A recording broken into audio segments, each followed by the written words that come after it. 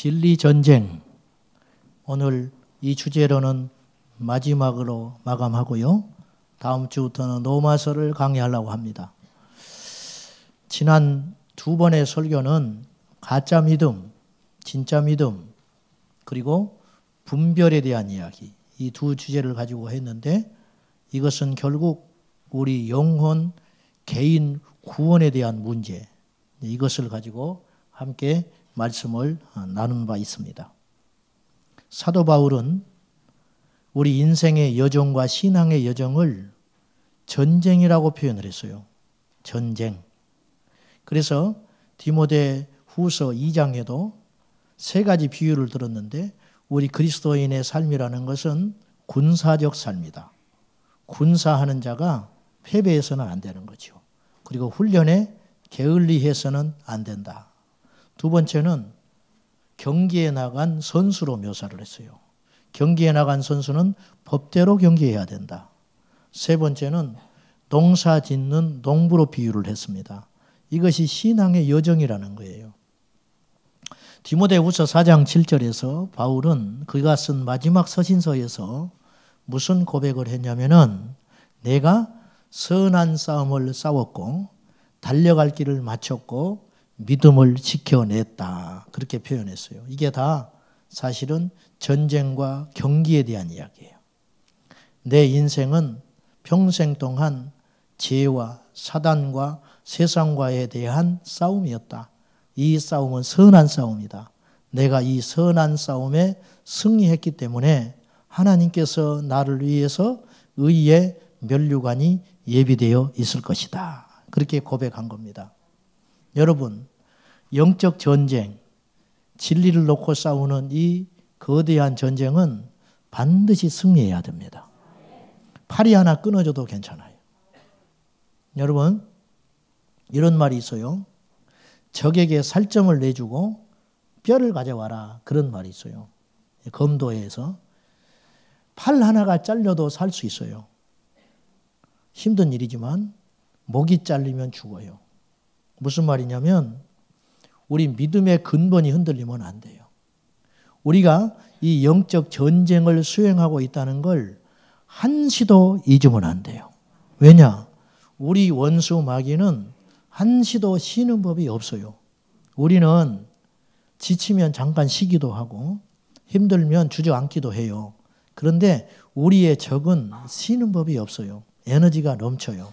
그래서 성경 말씀에 우는 사자처럼 두루 삼킬 자를 찾아 헤맨다 그랬어요.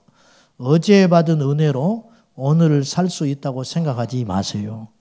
한때 받은 은혜로 절대 승리하지 못해요. 어제까지의 믿음이 중요한 게 아니에요. 오늘 내가 깨어있냐가 중요한 거라는 거예요. 오늘 내가 승리할 수 있는 힘과 무기와 에너지를 갖췄느냐가 중요하다는 거예요.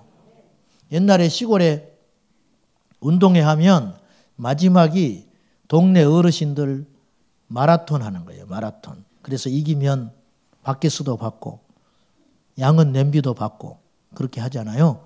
우리 어르신들은 다 아시죠? 그 동네에 이제 운동회가 열린 거예요. 마지막 코스로 이제 각 동네마다 내놓으라 하는 이제 선수들이 나와서 운동장을 막 10바퀴씩, 20바퀴씩 이렇게 도는 거예요. 근데 1등으로 달리던 사나이가 있었어요. 키가 큰 아저씨. 근데 이분이 제일 듣기 싫은 말이 무슨 말일까요? 기다리. 그 소리 들으면 이분이 막 혈압이 올라버리는 사람이야. 근데 이분이 다리가 기니까 1등으로 압도적으로 달리고 있었어요. 옆에서 관중석에서 응원을 해서 기다리 잘한다. 기다리 잘한다. 그러니까 이 소리를 듣고 있던 이 기다리 아저씨가 열받아가지고 운동장을 돌다가 관중석으로 뛰어 올라갔어요. 어떤 놈이 나보고 기다리라고 그랬냐고. 그 사람은 실격당했어요. 1등한 거 필요 없어.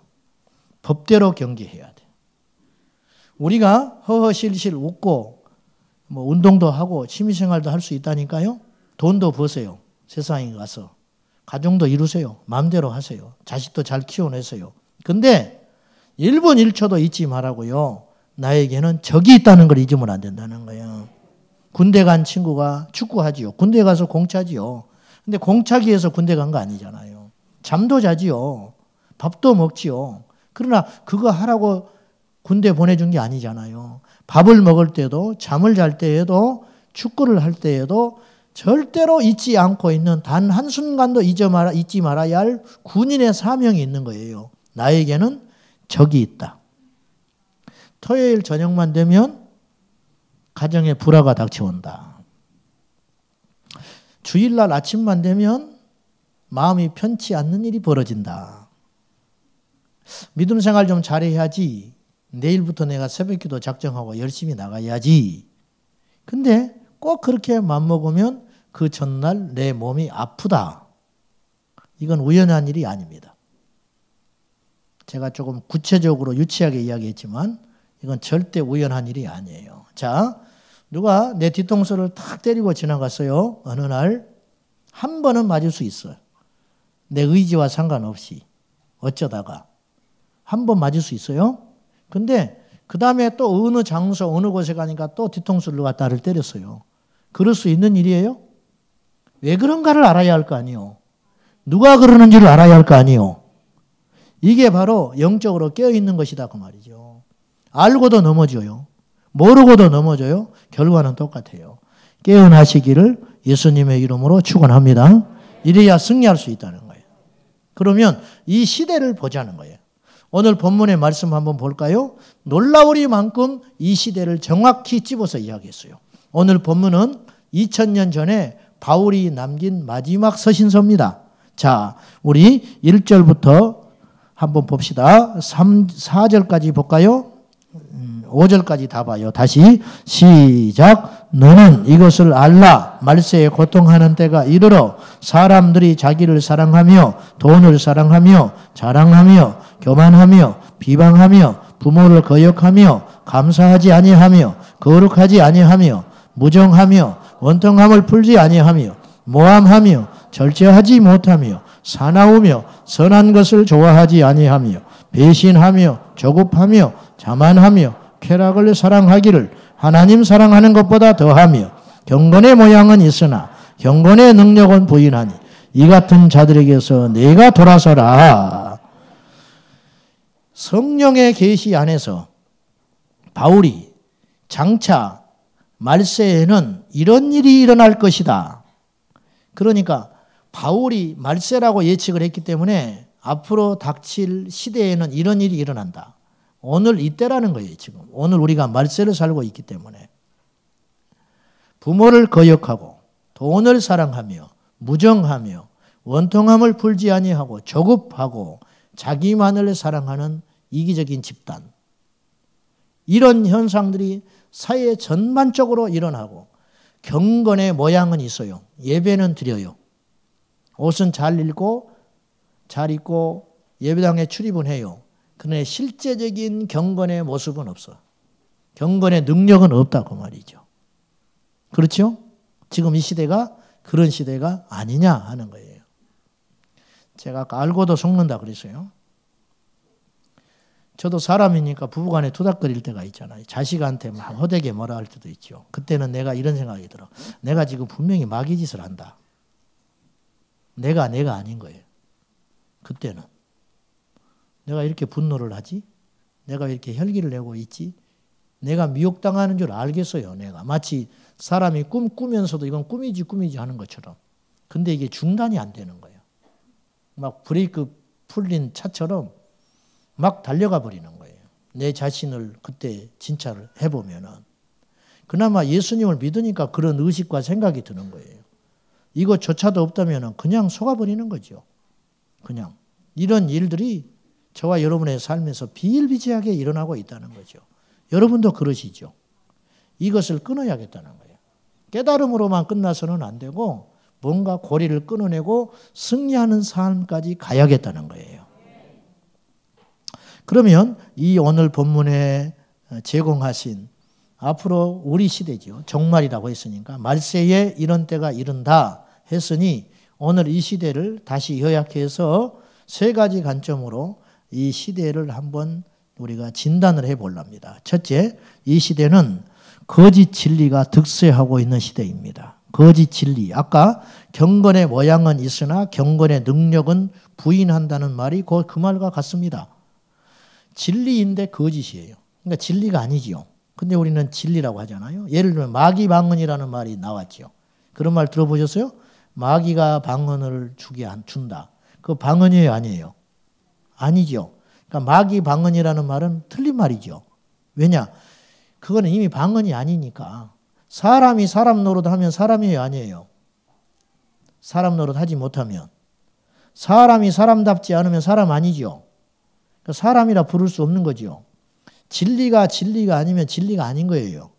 그런 것처럼 이 세상에는 거짓 진리가 득세하고 있어요. 거짓 진리는 두 가지 양태로 나타납니다. 하나는 이단입니다. 하나는 이단. 근데 이단만큼 이단보다 더 무서운 게 하나 있어요. 그건 가짜 진리입니다. 가짜 진리. 진리를 가장한 가짜. 이게 더 무섭다는 거죠.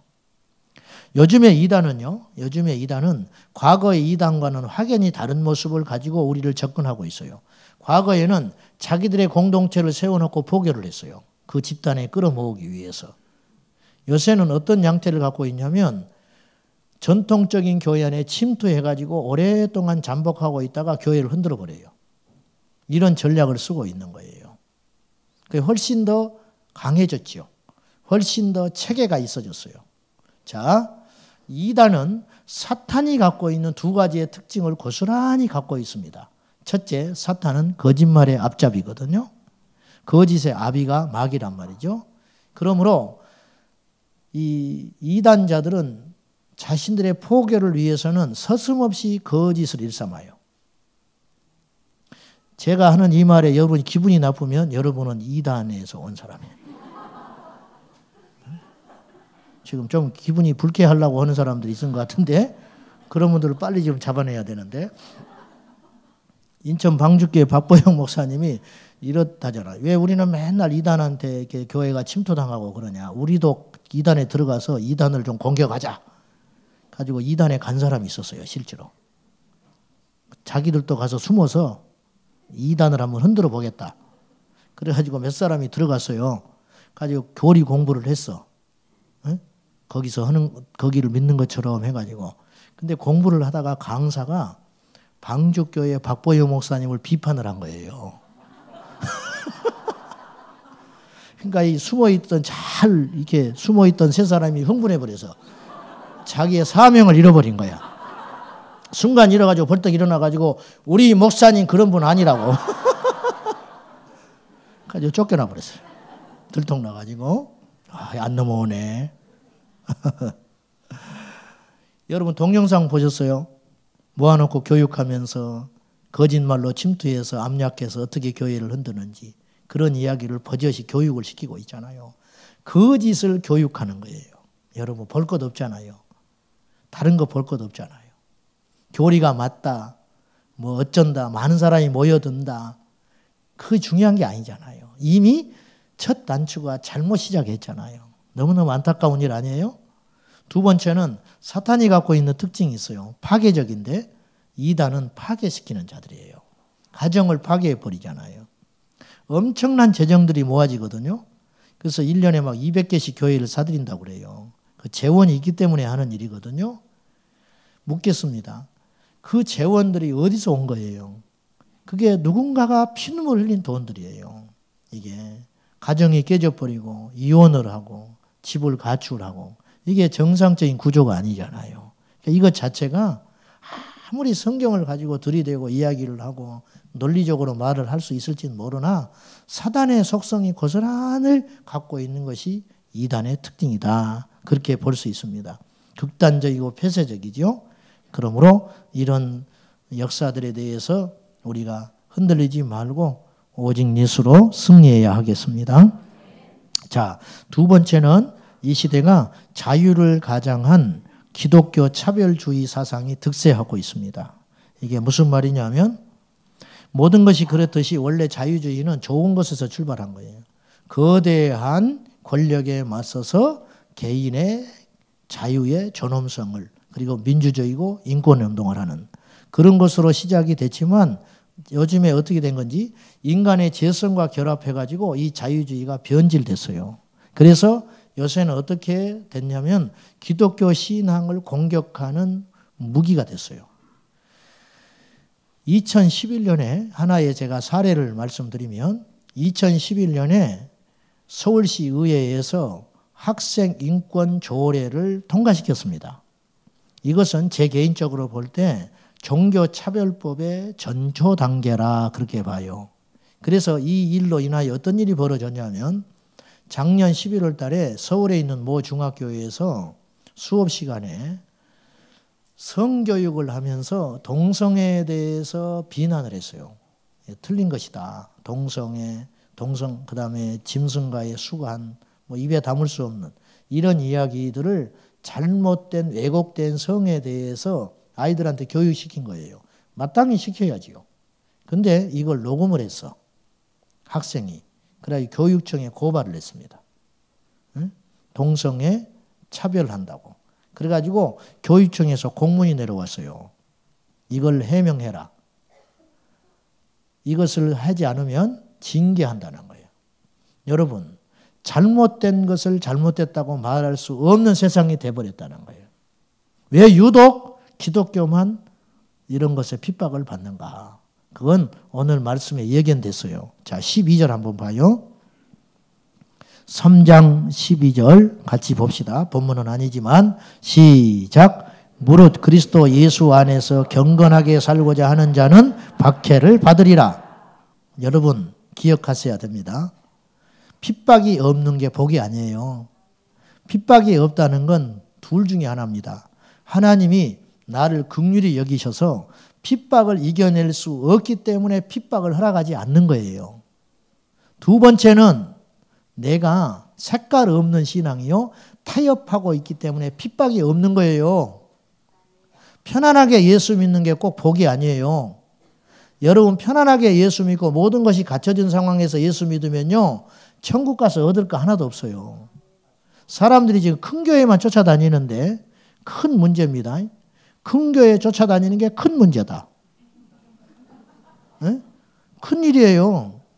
천국 가면 어떻게 하려고 그래요? 천국 가면 무슨 상이 있어요? 큰 교회를 다니고자 하는 심리는 어디서 시작된 거냐면 안일주의거든요. 나도 모르게 익명성을 보장받고 노터치. 나를 가만히 둬라. 나는 좋지요. 그 순간에는 편해요. 하나님 앞에 가서 무슨 말 하려고 그래요? 무엇하다 왔느냐 그러면 뭐라 하겠어요? 그 교회에 다니는 동안에 목사도 그 사람을 모르고 성도들도 그 사람을 모르는데 천국 가서 무슨 말 하려고 그래요? 물론 교회에도 절반의 책임이 있다 할 수 있어요. 그러나 본인도 절반의 책임이 있다는 거예요. 숨지 마세요. 부탁하는데. 일감을 찾으셔야 됩니다. 하나님 앞에 경주하는 삶을 살아야 합니다. 교회가 나를 위해서 뭘 해줄까를 기다리지 말고 내가 일감을 찾고 내가 주님 앞에 어떤 모습으로 충성할 것인가를 찾아 나서는 제자가 되달라고 말이에요. 고객이 되지 말라 했어요. 고객은 숨는 거예요. 고객은 서비스 받으려 하는 거예요. 그렇게 하지 말라니까요. 끊임없이 내가 그리스도의 몸된 교회와 하나님의 나라를 위해서 어떻게 무엇을 헌신하며 드릴 것인가 이걸 끊임없이 고민해 주시라 그런 말이에요. 그 자가 복이 있다는 거예요. 근데 그렇게 살려면은 핍박이 온다는 거예요. 세상에 나가서 예수님을 믿는 자로서 표를 내고 살려면 당장 핍박이 들어오고 박해가 들어올 수밖에 없는 구조라는 거예요. 이게 정상적이다 그 말입니다. 그래서 예수님은 너희가 나로 인하여 욕을 먹고 핍박을 당하거든 기뻐하고 즐거워하라. 왜? 하늘에서 천국에서 너희의 상이 큼이라. 그렇게 말씀한 거예요. 안일하게 믿지 말라 그 말이에요. 안일하게. 기독교 기업에서 신호회에서 예배드리고 말씀으로 큐티했어요. 이것이 문제가 됐어요. 기독교 학교에서 예배 체프를 드리는데 체프를 드려야만 학점 이수를 받아요. 그건 이미 학교 들어갈 때 다 알고 들어간 거예요. 근데 체프에 참석하지 아니함으로 학점을 주지 않아가지고 졸업을 못한 친구가 법원에 제소했습니다. 부당하다. 종교의 자유가 있는데 종교의 자유권이 침해받았기 때문에 내가 법원에 제소한다. 그래서 졸업을 인정해달라 그랬어요. 패소했어요. 그때가 언제냐면 20년 전입니다. 1998년에. 근데 지금은 그런 일이 일어나면 분위기 다를 것 같아요. 여러분, 저는 제 생각이 틀렸으면 좋겠는데요. 앞으로 우리 신앙이 큰 유혹을 받거나 핍박을 받는 그런 시대가 도래하고 있습니다. 미국의 월마트에 헬스케어 바코드로 자기 몸을 스캔 받아가지고 자기 몸 상태를 진단받는 기계가 들어와 있다는 거 아십니까? 손에다가 표를 심으면 그걸 집어넣으면 내 신상이 다 있고 내 건강 상태가 체크가 돼가지고 즉석으로 내 건강이 체크받을 수 있는 기계가 월마트에 버젓이 들어와 있어요. 그래서 기독교인이 이걸 보고 당황한 거예요. 그래서 점원을 불렀어. 이게 왜 왔냐? 이게 뭐냐? 그러니까 점원 왈. 나도 모르겠다. 응? 자기도 또 모르게 뭔가를 하고 있는 거예요, 지금.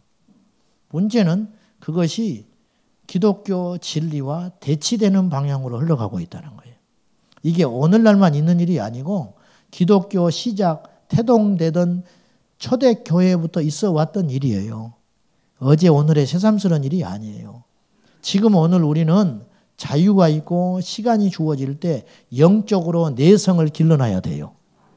지금 우리가 강해지지 않으면, 지금 우리가 울며 씨를 뿌리고 기도하고 준비하지 않으면 알고도 패배하는 날이 올 거라는 거예요. 그래서 깨어 있어야 한다 그 말입니다. 그리고 준비해야 돼요. 그러니까 깨어 있는 것만으로는 안 돼요. 적을 아는 것만으로는 안 된다는 거예요. 아는데 어떻게 이길 거냐는 거예요. 무기가 없는데. 아는데 어떻게 이기냐는 거예요. 내게 힘이 없는데. 버틸 수 있는 힘이 없는데. 분별만 해서도 되는 일이 아니에요, 사실은. 분별은 첫 단계고, 분별을 했으면 이길 수 있는 무기와 능력이 있어야 될 거 아닙니까? 내가 암이 왔어요. 암을 진단을 했어요. 이건 치료를 위한 방편이지. 그러면 진단을 내렸으면 그 암을 이길 수 있는 약과 능력과 힘이 내 안에 있어야 할 거 아니에요. 그러므로 우리가 이 시대에, 지금 잠깐 주어진 자유의 시대에 마음껏 기도하고 영역을 길러놔서 성령의 충만함을 받아서 앞으로 가진 것, 학벌, 지식, 능력, 사람, 인간성 모든 것이 말살돼버리고 오직 하나, 하나님을 섬길 것인가 사단을 섬길 것인가, 이 둘 중에 하나 선택을 받을 때 우리가 준비해야 된다 그 말입니다. 이런 자극적인 이야기들 잘 안 해요. 사람들이 싫어하고 조금 어찌 보면 유치하잖아요. 무슨 소설 쓰는 것 같고. 저도 싫어요. 지금도 제 옆에서 참소해요, 마귀가. 너 맨날 그런 소리 하니까 성도들이 인상 쓰고 앉아있지. 그렇게 한다고요. 자, 세 번째는 애매모호한 경계성이에요. 애매모호해. 경계가 애매모호해. 무슨 말이냐면 남자 같은 여자, 여자 같은 남자의 등장. 예? 그리고 세상 같은 교회가 나타나기 시작하는 거예요. 오늘 우리 예배드리러 오시는 분들 중에도 20, 30%가 성경 없이 지금 예배당에 온 사람이 있어요. 아이들은 더 많고. 예배는 드리는데 찬송하고 기도하는데 예수의 생명이 없다. 이게 애매모호하다는 거예요. 세상에 있는 사람이 교회에 오면 다름을 느껴야 돼요. 다름. 조금 충격받아야 하거든요. 근데 사찰에 다니던 사람들이 교회에 오면 별 차이 없다는 거예요. 이게 너무너무 수치스러운 이야기예요. 설법하는 것 같고 마음의 평안을 받으라고 그러고. 뭐 우리 주지승도 그 소리 맨날 했는데 이런 거지요. 그 연보해가지고 교회 운영되고 응? 월급 받고 목사들 응? 뭐 그런 거지 뭐. 교회에서도 밥 주고 절밥보다 뭐 좀 못한 것 같지만은 뭐 이런 생각들을 하게 되는 거예요. 너무너무 수치스럽고 부끄러운 일이에요. 교회만이 갖고 있는 생명성이 있다는 거예요. 십자가와 예수 그리스도거든요. 근데 이 복음의 선명성이 흐려지기 시작하는 거예요. 경계가 애매모호해요. 이게 우리 교회학교 아이들이요 찬송가를 잘 모릅니다. CCM을 계속 부르니까 찬송가를 못 부르는 거예요. 주일 예배에 오면. 어른들도 마찬가지. 저는 찬송가가 CCM보다 우월하다 그런 뜻이 아니에요. 우리 이 땅의 교회들이 2000년 동안 유지하고 간직해온 그 생명의 영성이 있다는 거예요. 그것을 그 고귀한 우리 선조들이 피 흘려 땀 흘려 지켜낸 그 거룩하고 순전한 생명의 영성이 오늘날 교회 안에서 점점점 흐릿해지고 있다면 이 노릇을 어떻게 할 거냐는 거예요. 이 문제의식에서 우리가 시작할 수 있어야 한다는 거죠. 경계가 애매모호한 거예요. 애매모호해. 여러분, 성경은 우리에게 촉구합니다. 분명한 선을 가지라는 거예요. 성경은 중간지대가 절대 없다는 걸 기억해야 돼요. 성경은요, 철저히 이분적입니다. 세상이냐 하나님이냐. 부자 청년이 예수님께 왔어요. 네게 있는 소유를 다 버리고 나를 따르라. 예수냐 돈이냐. 사람들은 이 선택을 받을 때 당황해요. 돈도 움켜쥐고 천국도 갔으면 좋겠는 거예요. 그러나 하나님은 그걸 허락지를 않아요. 우리가 지금 어쩔 수 없이 지고 있지만 그것을, 그 선택권을 우리에게 요구받을 날이 올 거라는 거예요. 이미 여러분에게 받고 있는지도 몰라요. 그런데 우리는 끊임없이 타협하는 거예요. 저부터서. 타협하기 때문에 능력이 없는 거예요. 타협하기 때문에 역사가 안 일어나는 거예요. 쟁기를 잡고 뒤를 돌아보는 자는 하나님 나라 합당하지 않다. 왜 쟁기를 잡았으면 앞에 있는 골만 보고 가지, 쟁기를 잡고 뒤를 돌아보니 내 골이 제대로 파질 리가 없다는 거죠. 이걸 경고하고 있는 거예요. 성경은 철저히 둘 중에 하나예요. 오른편이냐 왼편이냐, 가운데 없는 거예요. 빛이냐 어둠이냐, 생명이냐 사망이냐, 천국이냐 지옥이냐, 예수냐 세상이냐, 예수냐 너냐. 이 선택권, 이 선택을 잘하는 것이 우리가 이기고 승리하는 비결이라는 것입니다. 끊임없이 복음의 진리는 우리에게 참된 것을 선택할 수 있는 영의 눈이 열려질 수 있도록 각성을 촉구하고 분별을 요구하고 끊임없이 올바른 생명의 좁은 길을 선택할 수 있도록 끊임없이 응원해주고 용기를 주고 동기를 심어주는 것이 바로 교회의 역할이 아닌가 싶습니다. 사랑하는 여러분, 애매모호한 이 경계성, 경건하게 살지 아니하면 핍박도 받을 필요가 없지만은 경건하게 살고자 하니 핍박이 올 것이다.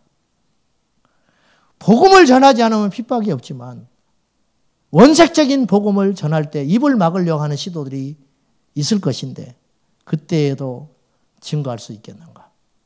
이 준비를 우리가 마음속으로 끊임없이 해야 된다. 제가 말씀을 누차드리고 있는 중입니다.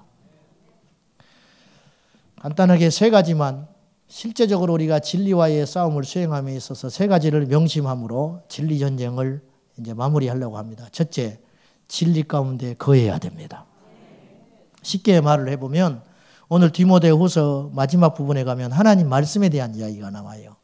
진리 가운데 거하라. 즉 내가 오늘 하루를 살아갈 때 끊임없이 하나님의 말씀은 나에게 무엇을 요구하고 있는지, 즉 말씀대로 산다고 하는 것은 무슨 뜻이냐면 하나님의 방식대로 살아간다는 것이죠. 어떤 걸 선택할 때, 어떤 길을 갈 때, 어떤 직업을 갖게 될 때, 결혼을 하려거든, 가정을 꾸리려거든, 직장을 잡으려거든 어디로 돌아가라? 하나님의 말씀은 나에게 어떻게 하라고 요구하시는지, 그것이 말씀 안에 거하는 삶이라는 거지요. 그렇지 않으면 우리는 예수 안 믿는 사람과 똑같이 본능적으로 내가 좋은 취향대로 어떤 일을 결정하는 우를 범하게 되는 것입니다. 이래 가지고는 절대로 우리가 승리할 수 없게 된다는 것이지요.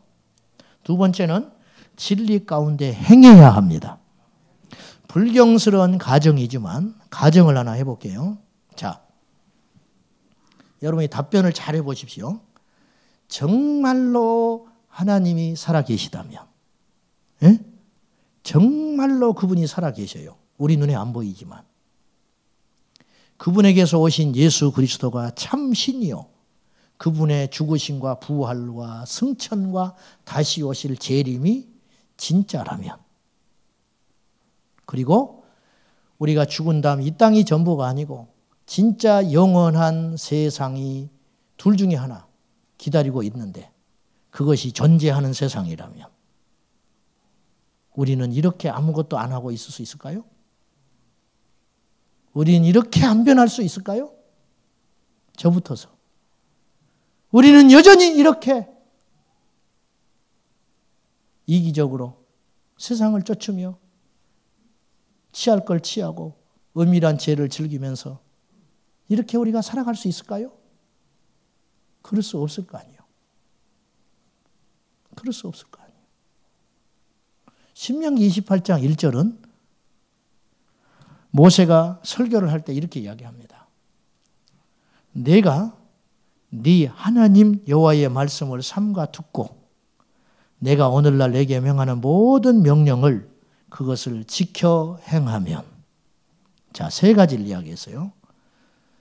듣고 지키고 행하면 너희를 모든 열방 가운데 뛰어나게 하실 것이다. 설교의 목적은 움직이는 데 있어요. 어떤 팀들이 성경 공부를 했다. 공부만 한 거예요. 공부만. 그건 잘못된 거예요. 공부를 했으면 열매가 일어나야 돼요. 기도를 했으면 열매가 나타나야 돼요. 예배를 드렸으면 열매가 나타나야 돼요. 성경은 분명히 이야기합니다.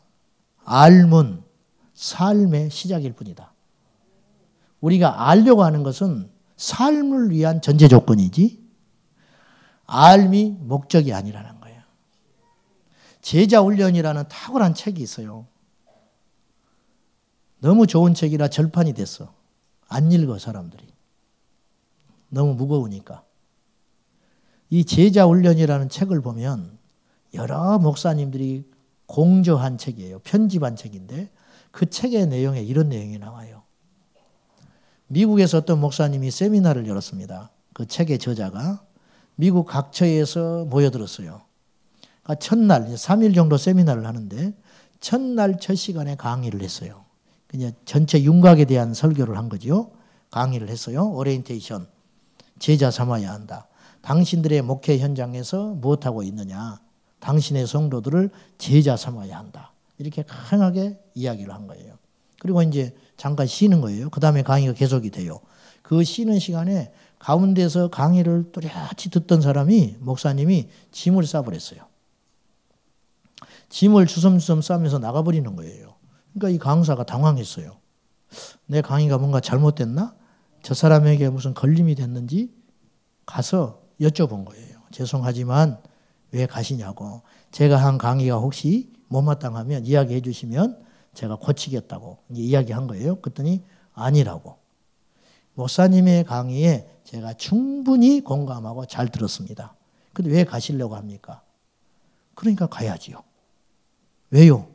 제자 삼으라면서요. 그렇게 목회하면 안 된다면서요. 그래서 나는 지금까지 성도들을 제자 삼지 못했으니 지체할 시간이 없다는 거예요. 그래서 가방을 싸서 교회로 가서 제자 삼는 일을 하겠다고 떠난다는 거예요. 여러분, 이분이 진짜 강의 들은 사람이라는 거예요. 이분만 진짜 강의 들었다는 거예요. 그렇죠? 말씀만 전하고 끝나고 말씀만 듣고 끝나므로 스스로를 속이는 자가 되지 마라. 성경은 이야기합니다. 마지막으로요. 진리를 전해야 됩니다. 복음을 전하지 않으면 영적 채무자입니다. 로마서 10장 13절과 14절에 보면 누가 누구든지 주의 이름으로 부르는 자는 구원을 얻으리라 전제해놓고 믿지 아니하는 자를 어찌 부르리요. 듣지도 못한 일을 어찌 믿으리요. 전파하는 자가 없이 어찌 들으리요. 그랬어요. 전파하는 자가 없이 우리가 어떻게 복음을 듣겠냐는 거예요. 저나 여러분이나 모두 다 동일하게 기억이 날 수도 있고 또렷이 생각이 날 수도 있고 안 날 수도 있지만 누군가에게 복음을 들었어요. 복음을 들었기 때문에 거듭난 거예요. 가만히 거듭난 건 아니에요. 믿음은 들음에서 나거든요. 참된 것을 들었기 때문에 그 들음이 나를 찔러댔고 내가 결단하여 회개하여 거듭나게 된 거예요. 그렇게 회개한 복음의 전달자가 있다는 거예요. 그러면 우리가 그 복음을 들었으면 어떻게 해야 돼요? 그 복음을 흘려보내는 자가 돼야 된다는 거예요. 전도를 사람들이 착각하는 것 같아요. 전도는 교인 숫자 채우는 게 아니에요. 그건 부흥 아니에요. 우리 교회는 그게 꼭 좋은 일은 아니겠지만 몇 명 모이게 전도합시다 해본 말이 없어요. 왜냐? 그건 상업주의이기 때문에 그래요. 그것이 본질이 돼서 숫자 채우기에 급급하면 영혼이 안 보이기 때문에 그거 안 하는 거예요. 그러나 그것이 꼭 옳다고 볼 수는 없어요. 사실은. 하나님 앞에도. 어쨌든 전도의 본질이라고 하는 것은 교회 빈자석을 채우는 운동이 아니라는 거예요. 전도의 본질은 어느 교회를 가든지 간에 거듭나게 만들어서 예수의 생명을 경험케 하는 것이 전도라는 거예요. 정말입니다. 제 아는 분이 세상에서 실패하고 뒤늦게 부산에까지 흘러들어가서 목회자가 되셨어요. 늦게. 저는 이제 언론을 통해서 봤어요. 그분이 원한 건 아닌데 자기가 신장을 누구에게 기증을 해줬어요. 신장을. 신장을 받은 사람이 살게 됐어요. 너무 감사해가지고 그 가족들이 은혜를 어떻게 갚을까 하다가 다른 사람에게 신장을 띄워줬어요. 받은 사람, 가족이. 그래서 원치 않게 신장 릴레이 기증 운동이 일어나게 된 거예요. 전달이 되기 시작하는 거예요. 보십시오. 예수님이 우리에게 생명을 줬어요. 우리가 살게 됐잖아요. 이 생명을 내 손에서 끝나버리면 우리는 빚쟁이로 하나님께 간다고 말이에요. 이것을 흘려보내는 자가 되라는 거예요. 이게 복음의 증거자다. 복음의 증거자. 때를 얻든지 못 얻든지 복음을 전하려면 우리에게 어떠한 권위가 있어야 하냐면 영적 권위와 도덕적 권위가 있어야 돼요. 영권이 있어야 하고 영권만 갖고 안 돼요. 귀신을 제압하는 능력이 있다고만 해도 세상은 듣지 않아요. 도덕적 권위가 있어야 돼요. 우리의 말이 먹히려면 도덕적 권위가 있어야 한다고요. 그 사람이 똑같이 말을 해도 그 사람이 하는 말은 힘이 있는 이유가 뭐냐면 그 사람의 삶이 그리 살았기 때문이라는 거죠. 우리가 왜 지금 세상에서 복음 못 전하죠? 듣질 않으니까 못 전하잖아요. 그럼 왜 듣지 않게 됐을까요? 우리가 세상 사람과 별 차이 없기 때문에 그래요. 스스로 자신감이 없게 된 거예요. 그렇죠? 그래서 우리가 때를 얻든지 못 얻든지 우리가 이 생명 되신 예수의 진리를 전하여서 제가 교회에서 하는 설교는 전도가 아니에요. 이건 설교지 전도가 아니라고요. 전도는 세상에서 우리가 할 수 있는 가장 위대한 일입니다. 한 가정을 살려내는 일, 한 인생을 살려내는 일, 한 나라를 살려내는 일이 어디서 비롯되냐면 복음을 증거함으로 시작됩니다. 사랑하는 여러분, 어디서든지 예수를 전하십시다. 자, 결론. 진리 안에 거하라. 진리를 살아라. 그리고 진리를 전하라. 기도하겠습니다. 하나님, 우리 안에 성령의 검이신 말씀을 주셔서 진리로 이기는 자가 되게 하시고 진리 안에 사는 자가 되게 하시고 진리를 행하고 진리를 증거하는 자가 되어서 복음의 채무자로 하나님께 가지 않게 하시고 복음의 증거자 나팔수로 쓰임받게 하여 주옵소서.